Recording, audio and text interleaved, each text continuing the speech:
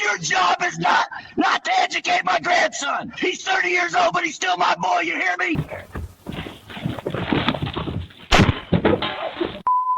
Hey, you could have hurt my son! Are you insane? I swear this won't end here. All of this over a stupid box. What's wrong?